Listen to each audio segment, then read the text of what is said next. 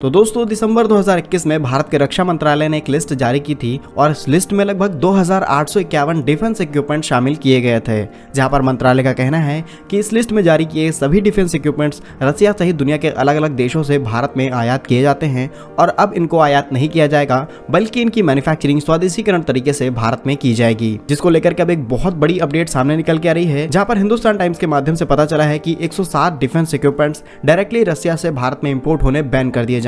वैसे तो हाल ही में भारत के अंदर कई डिफेंस इक्विपमेंट रसिया से इंपोर्ट होने थे, लेकिन रशिया और यूक्रेन के चल रहे विवाद के कारण वो भी इंपोर्ट नहीं हो पाए हैं। और हाल ही में रक्षा मंत्रालय और डिफेंस मिनिस्टर राजनाथ सिंह जी ने अनाउंस किया था कि लगभग 8,300 करोड़ रुपए खर्च करके भारत में स्वदेशीकरण तरीके से डिफेंस मैन्युफैक्चरिंग की जाएगी। अगर हम बात करें बैन किए गए रसिया से 107 डिफेंस इक्विपमेंट्स के बारे में, जिसमें शामिल है युद्धपोत, हेलीकॉप्टर, टैंक, पैदल सेना के लिए लड़ाकू विमान, मिसाइल, गोला बारूद सहित कई एडवांस रडार सिस्टम। और अगर इलेक्ट्रॉनिक्स की बात की जाए तो यहाँ पर wafer suit, ground proximity warning system, anti vibration control system, helmet mounted display, health and users monitoring system, directional IR system, emergency locator transmitter system. तो ये कुछ लिस्ट जारी की गई है, जहां पर बताया गया है कि दिसंबर 2025 तक हम इसमें बड़े से बड़े आयात पर प्रतिबंध लगा देंगे और 2027 तक कई एडवांस हेलीकॉप्टर और बड़ी मशीनों के इंपोर्ट को भी भारत में बैन कर दिया जाएगा। बात करें बड़े इक्विपमेंट की, जैसे T-90, T-72 टैंक, कई अलग अलग पनडुब्बियां और एंटी मिसाइल सिस्टम। लेकिन इन सभी को प्रतिबंध करने के बाद क्या भारत के पास बैकअप प्लान है? क्या भारत के पास ऐसी कंपनियां हैं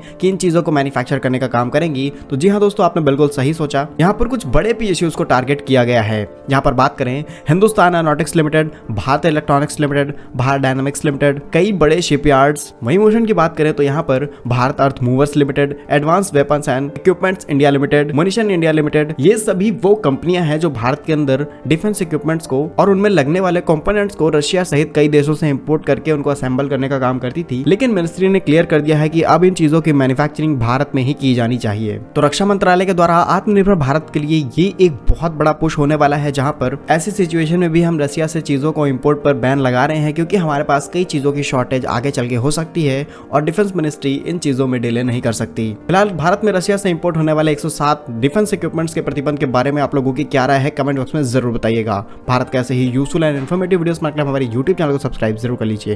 मिलेंगे हम आपको एक नई और इंटरेस्टिंग वीडियो में, तब तक के लिए वंदे मातरम, भारत माता की जय।